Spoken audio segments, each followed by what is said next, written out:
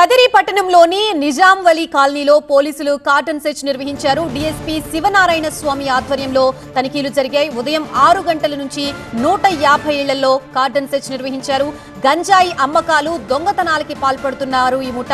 Rowdy షీటర్లకి, నేరాలకు పాల్పడుతున్న వారికి కౌన్సిలింగ్ ఇచ్చారు.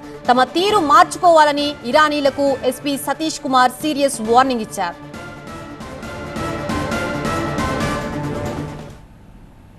ఈ రోజు ఉదయం 5:30 నుంచి ఇప్పటి వరకు కూడా నిజాం వలి కాలనీ కదిరి టౌన్ లో నాకాబందీ ఏర్పాటు చేయడం జరిగింది.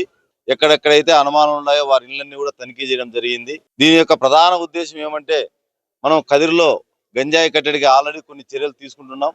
గంజాయి కట్టడిలో భాగంగానే ఈ రోజు ఈ నిజాం వలి కాలనీలో చాలా అనుమానాస్పద ప్రాంతాల్లో సోదా చేయడం జరిగింది. ఈ సోదాల్లో భాగంగా సుమారు 65 వెహికల్స్, రికార్డు లేని 2 వీలర్స్, 15 ఆటోలు, ఒక ట్రాక్టర్ కూడా సీజ్ చేయడం జరిగింది. ఆ రికార్డ్స్ అన్ని కూడా వెరిఫై